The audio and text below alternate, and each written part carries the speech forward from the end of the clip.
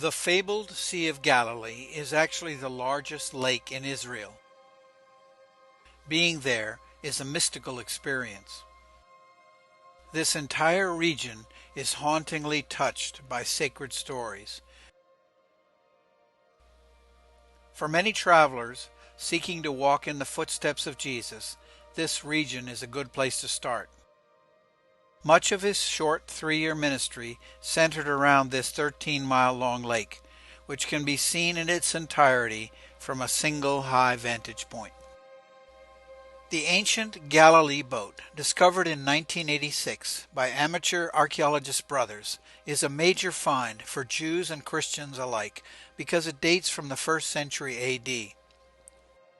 It is 27 feet long and was probably a fishing boat. The fragile boat was excavated by wrapping it in a mantle of fiberglass and foam.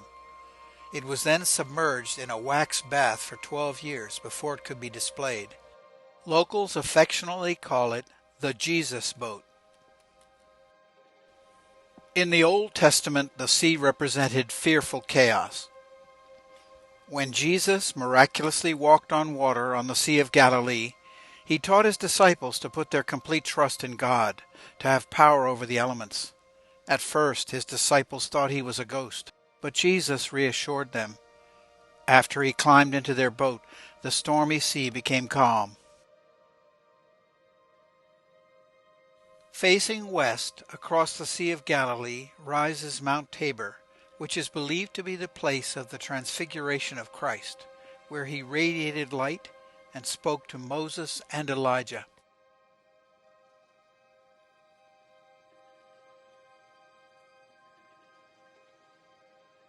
The modern city of Tiberias, on the western shore of the Sea of Galilee, has a population of over 41,000 people. It was named for the second Roman emperor, who reigned for 22 years from 14 AD to 37 AD.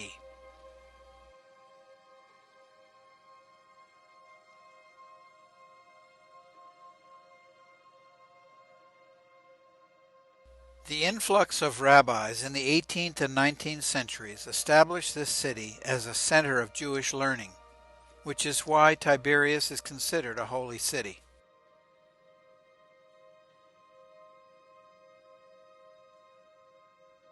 The Church of the Beatitudes overlooks the Sea of Galilee on a small hill where Christians believe that the Sermon on the Mount was spoken by Jesus.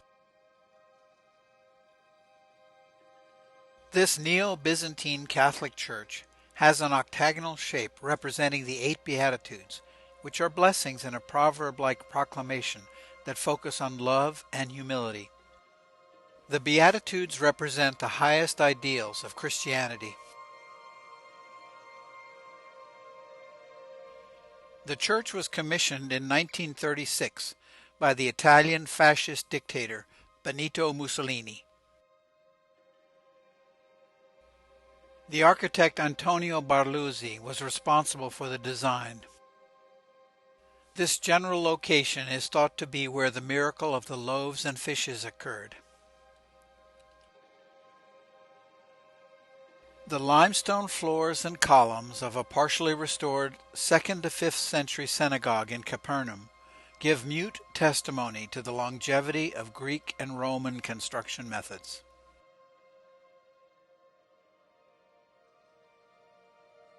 This was originally a beautifully ornamented 2-story structure, the most significant landmark in the ancient city of Capernaum.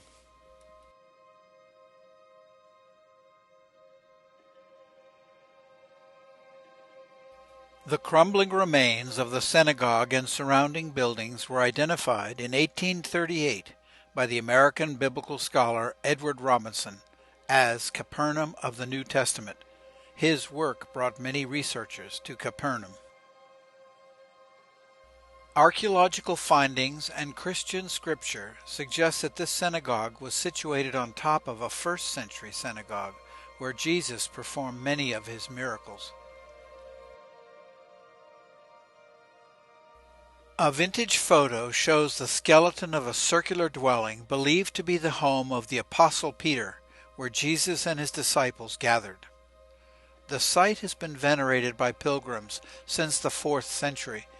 Archaeological evidence suggests that a Christian basilica once stood over it until it was destroyed by Persian invaders in 614.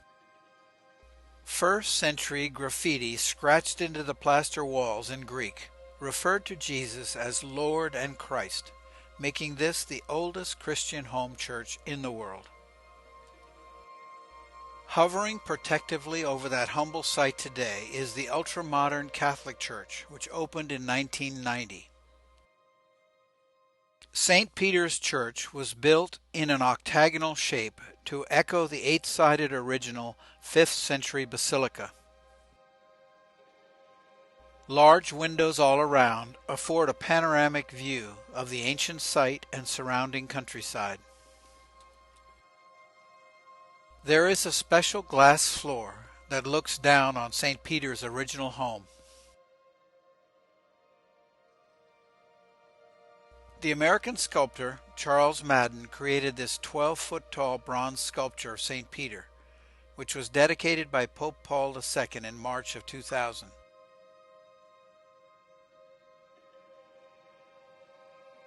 The inscription on the foundation stone reads, "Thou art Peter, and upon this rock I will build my church."